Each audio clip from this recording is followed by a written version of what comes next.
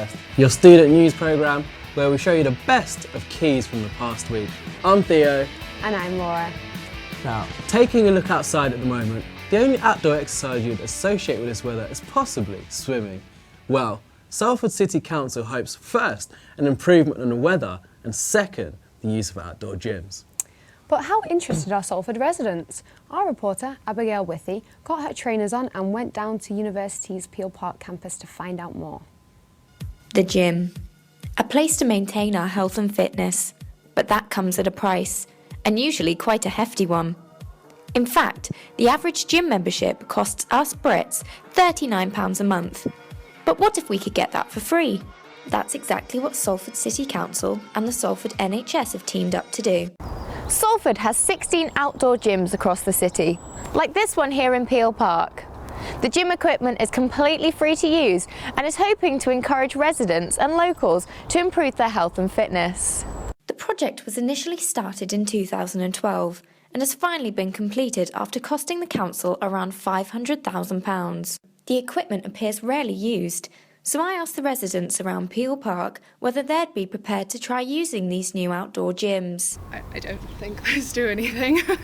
Yeah, definitely indoor, like treadmill, cross trainer, things like that, bike. Well, I would not use the outdoor equipment because I usually go to classes and to swimming pool and squash courts. I wouldn't use an outdoor gym, mainly because this one's included in my accommodation, and the outdoor one near the gym, near the uni, it's like a lot of people walking past, and I feel like everyone would look, and the machines, when you doing them, you look a bit ridiculous. The overall response suggests that the residents here at Salford are happy to keep using their indoor gyms for now. But who knows, perhaps when the sun is shining, that could all change. Abigail Withy, Quays News. With a record number of students attending university this year, there are warnings of a rising number of struggling to cope on life on campus, with a sharp demand in counselling. However, mental health charity Mind have a new way to combat stress through the use of their new app. The app is really simple to use. All students have to do is choose an emoji which best describes the mood they're in. Once they've done that, they take a selfie. Then the app documents your mood and will send you tips and advice depending on how they're feeling. And it basically allows you to talk about mental health, or not necessarily just mental health, but just your mood, how it changes, in a kind of much more honest way with just a smaller group of people that you really trust, rather than it just being kind of broadcasting how great your life is all the time, which is what lots of students told us they felt about Facebook, is that there was a real sense of pressure amongst Facebook and other social media sites to always be seen to be having an amazing time at uni, that it was the best time of your life. And I mean, the truth of it is that there will be great times at university life and there'll be also not so great times. And what Emoji is trying to do is to give you a tool that just helps you get through both of those, the highs and the lows. Veganism, people who do not eat meat, fish or poultry, was celebrated in Manchester with their 4th annual Northern Vegan Festival. Grace Fensom went down to the event to find out more about their lifestyle. Over the years, veganism has grown, largely down to celebrity profiles promoting veganism. With 43 vegan cafes, Manchester has the highest number of vegans and vegetarians in the country. This is why it is no surprise that the organisers of the festival saw thousands through its doors. So for those who may not know, what exactly does being a vegan entail? Well, it's just not consuming any animal products, any meat, dairy, eggs or seafood. What's the purpose of the event and what kind of response do you get from it? Well, it's to create, to turn more people vegetarian and vegan, and also to raise money for a volunteer-run animal sanctuary which my current co-organiser runs in Borneo, which just rescues local stray dogs and cats and so on.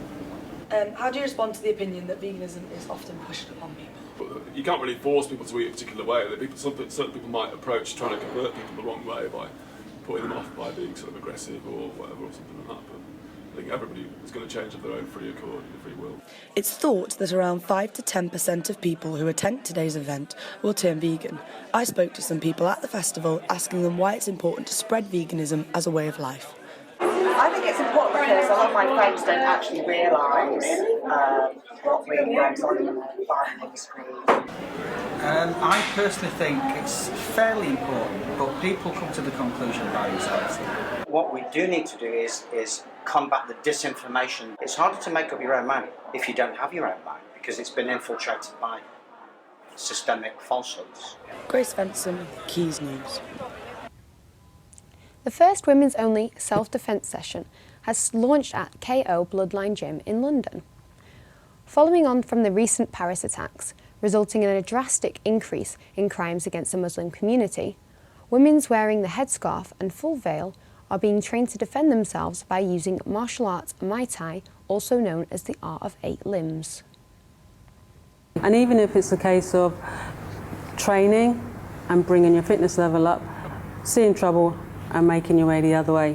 Yeah, to have the fitness level to run the other way rather than standing there unnecessarily. For me, my idea is if you don't have to get involved in a ruckus, why? Yeah, of course. Why do it? As well, I think that it would be a sense of confidence. You know, you can handle a situation. Definitely, definitely. If you're in a situation where you can't get out of it, yeah, of course, you'll have the knowledge and the skill to try and defend yourself. Over 1,000 punk fans and musicians descended on Manchester last weekend with the Manchester Punk Festival. 400 bands applied to perform on the 3-day festival, from which 60 were chosen to play. Hosted by local music promoters, this year's festival was the second of its kind in Manchester. The sold-out festival was hosted at venues including Sound Control, The Thirsty Scholar and Zoo.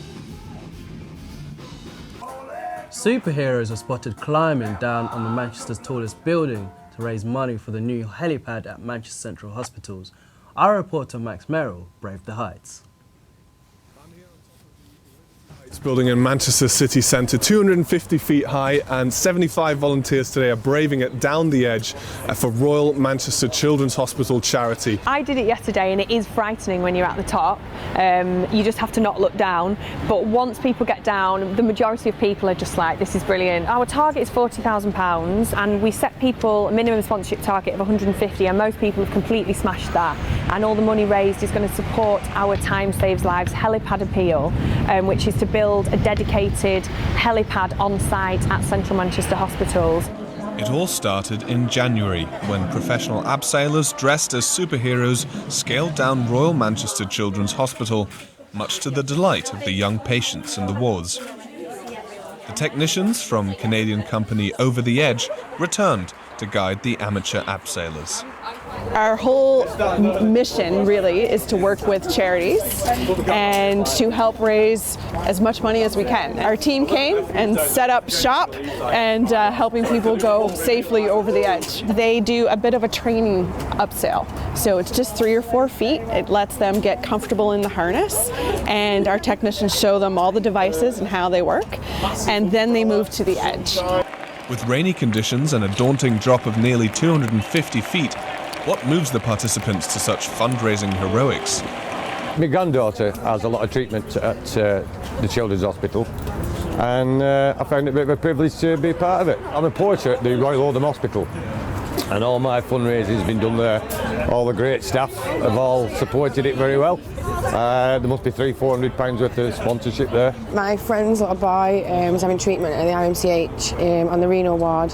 He's got a kidney disease. So basically, I've done a lot of stuff for the charity before, but I decided to do it for him in kind of his name. So, with all abseilers landing safely on the ground, their efforts may soon allow helicopters to do the same at Manchester Central Hospitals. Max Merrill, Quays News. I wouldn't have liked to have been up there in this weather. Whilst we're on that subject, Doug, did Salford weather the storm against their rivals Manchester in the varsity match? Well, I'm afraid not, Laura. It was sad news. It was the two cities rugby league varsity on Monday. The grudge match between the University of Salford and the University of Manchester took place at the AJ Bell Stadium. Salford started brightly after a try in the 8th minute, gave the lead but failed with their conversion attempt. Manchester pulled a try back but Salford steadily played their way to a slender 10-6 advantage after 40 minutes. Salford started striding towards a victory over their rivals, scoring early in the second period to extend the lead to 14-6. Failing to capitalise on the lead, Salford allowed Manchester to mount a comeback to end the game as 22-14 varsity victors. Despite the result, the student crowd remained upbeat in their support for Salford and the importance of their student societies. We just had a few slip-ups in that game, let us down a bit, but I mean, next varsity we'll nail them. A bit gutted that Salford lost, to be honest. We come here every single year. This is my 4th time at the varsity, and every single year Salford as a uni get absolutely hyped up for the experience. On women's rugby, there's 5 of us on the same course in the same year, so we go training and then we'll go study at the same time, but it brings us all together. Society, we're all pretty close-knit, that's why there's so many more sports than there was Manchester. Unfortunately for the results, but still as a university I think we've come together, we've had a great night, and the support was definitely there for them. The county cricket season has started with Lancashire hoping to build on last season's success. The team won the 2020 Blast and were promoted to the county championships. There will be a major shake-up to the way county cricket is played. Kai Salid went to the Old Trafford cricket ground to find out more. In 2015, Lancashire county cricket fans enjoyed their most successful season in recent years. And it has been announced that from next season there will be a major restructure of county cricket. This will see all 2020 games being played in July and August. Now, the English Cricket Board have done this so that they can attract more kids and families to the game over the summer months. What with the international team reaching the finals of the World T20 earlier this month, 2020 cricket is as popular as ever. But what does it mean for the traditional 4-day game? Is this a step too far? An average crowd for a T20 at Lancashire is almost 5 times that of a 4-day game. Over 150,000 T20 tickets have already been sold across the country, despite the tournament not starting until next month. And the English Cricket Board are looking into a city-based franchise model in the future, which could see players earning the same sort of money as footballers. In India, stars such as Mahendra Dhoni receive salaries to the equivalent of £1.3 million. 2005 Ashes winner and Lancashire coach Ashley Giles believes T20 cricket and the longer game can work side by side. When I was a kid, and now the longer form of the game, as I say, it's still the toughest and in many ways the most interesting to watch. But as I said, T20 cricket, I didn't get much chance to play it. But it's a great product for new people to come and watch. We've seen with the Big Bash and the IPL the franchise model, which is now in the women's game as well. Is that something you can see creeping into the men's game? Well, I'm not sure about the F word, franchise, but I think what we just need to do is make sure we've got the best product that protects the whole game, not protects a few clubs. We need to protect the whole game, but we need to have the best model that people want to watch and TV companies want to pick up. Club captain Stephen Croft echoes the views of his coach and says players still see playing Test cricket for England as the ultimate goal. You ask the players, and I think Test cricket is still the pinnacle and something that should be treasured. Really, there's a lot of history behind it, and with T20 only being sort of 13, 14 years old, it is quite new, and you can't see it fading away, but you don't want to take away the traditions of the game of Test match cricket. Although the future for 4-day county cricket may not be so bright, for now the focus for Lancashire is on building on the successes of last season. They kick off their campaign with a home tie against Derbyshire on May the 21st and will be hoping to attract more kids and families to the game.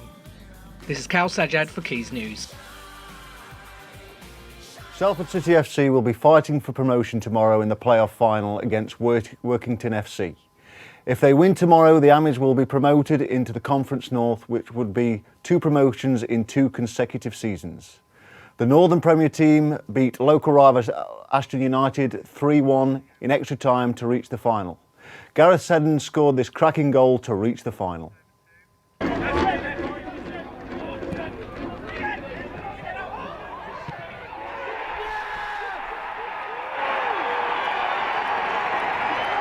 That's all for Friday First.